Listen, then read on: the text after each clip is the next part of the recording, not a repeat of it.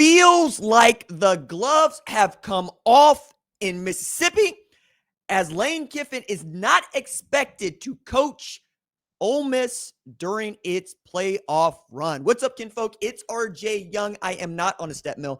This is your first time watching Adapt and Respond. Thank you for joining us here. We talk college football year round. If you're into that, go ahead and hit that subscribe button, like this video, and answer the question in the comments below.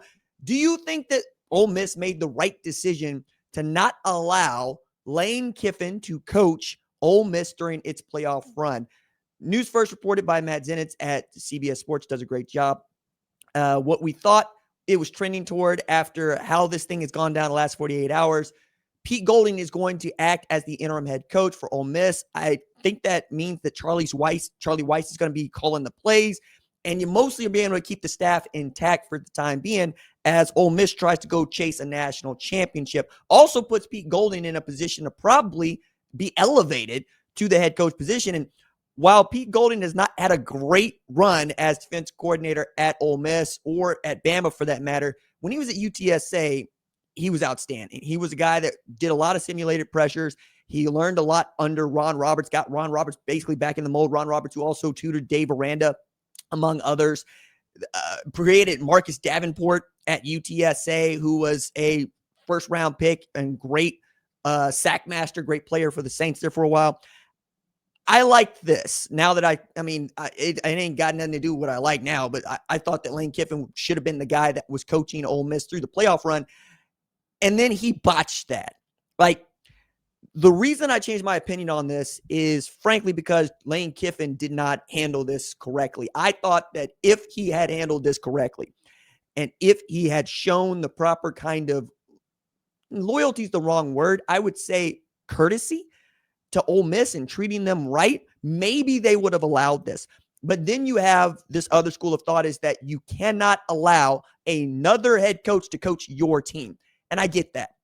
I also think a lot of this comes down to just how petty some of this can be and what pride means. This is an irrational sport. It is not rational at all. I mean, it took us damn near 125 years to not let our finger point and pick a national champion, and let the scoreboard dictate. This is also a sport where rich people throw their money at the program and expect the head coach to remember that. And it's not as if they don't expect him to take another job at some point, because they sure as hell will fire him. It's how do we separate this thing well? And my thing on this has always been, you need to enter the place well, you need to exit the place well. You can't make a mess on your entry, and you can't make a mess on your exit. And I think Lane Kiffin will be entering LSU as messily as Brian Kelly was pushed out at LSU. This hasn't looked good on the LSU front either, because I get it. You're eager. You want your guy, and you don't want to go have to look for the other guy. You want to make an offer that this dude cannot refuse. And it seems that's what happened with $13 million annually, the extra $25 million on top of a roster budget that was bordering on $15 to $20 million already, trying to make it as comfortable as you can to get to Baton Rouge. On the other hand, you got to have a great separation with Ole Miss, and he just hasn't done that. There even been reports of players being upset with Kiffin about this. And I thought that if nothing else, the players would be on his side. And the way that this has gone down, it's Lane Kiffin. It's the guy that was left on the tarmac. It's the guy that was run out on a rail at Tennessee. It's the guy that couldn't hold it together as the Oakland Raiders head coach. It's the guy that was holding his own damn press conference that's at USC in his office. Like, it just wasn't a good look. And I think with Nick Saban, you saw what Lane Kiffin was capable of, and you also saw Lane Kiffin be Lane Kiffin. So after it all gone bad, Lane Kiffin gets to be a offensive analyst at Alabama, gets elevated to offensive coordinator, does a really great job, handing the ball to Derrick Henry, throwing the ball to Amari Cooper, and eventually gets to a place where he's coaching a team that's playing the college football playoff against Washington back when Chris Peterson was still there. And he starts calling plays during that game that they had not run in practice, which is one of the worst decisions you can make as a coach. You got players that are spooked. You got coaches that are spooked. Nobody knows what they're doing because you haven't practiced it. And this is a game where practice is the most important thing you do, and knowing what you're going to do in every possible situation is the thing you do. So when you're throwing something out there that you haven't seen in the lead up to the most important game of the postseason, yeah, Nick Saban, who is a famous taskmaster and famous do what you have practiced, fired him. Said, I can't have that. No, Steve Sarkisian gets elevated. Steve Sarkisian does it Nick Saban's way, becomes head coach of Texas. Meanwhile, Lane Kiffin's still an offensive guru. So you had LSU trying to get him on as an offensive coordinator, and up comes this job, Florida Atlantic, where he could be a head coach. Goes down there, does the thing.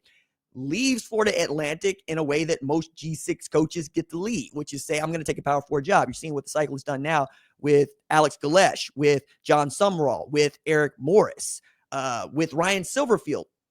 That's just the American itself, right? I also look at this from, okay, I get it.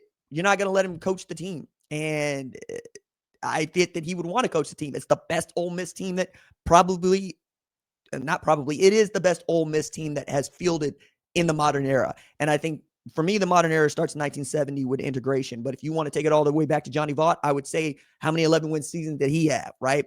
Now you're a shoe in the college football playoff. And I think the other thing that Lane Kiffin has done that has upset so many is you mess with Happy. I would never mess with Happy. I'm not messing with Happy. Do you get what you want? Yes. Are you getting paid enough? Yes. Then what the hell are you doing looking over there at their house? You got a great house. You got a house that you know, a house that you have renovated, a house that you restored, a house that other people think is really cool, and you can win the national championship in this house. I think that would make me upset. And I don't know that I would see past being upset about that either, to be honest with you. Like it feels greedy to lead, to go to LSU, number one. It feels excessively greedy to say, I want to coach Ole Miss through the national championship, given the way you acted. Like they don't have to let you do that. And if the players, I think, wanted this to happen, it probably would have. But what you've seen is that ain't how it's gone. And at one point or another, I say this all the time, man, and I wish people would remember it and believe me. People remember how you treat them. That's number one. They don't remember what you did. They remember how you make them feel. Number two, you need three things to get jobs. Be on time, be good at your job, have people like you. He lost to have people like you with this 2-week, am I going to do it or not?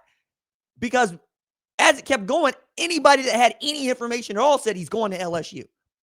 And now look at you. Look at where you're at. Maybe it'll go great at LSU, but the way it exited Ole Miss, I never thought I would say this. They got a point.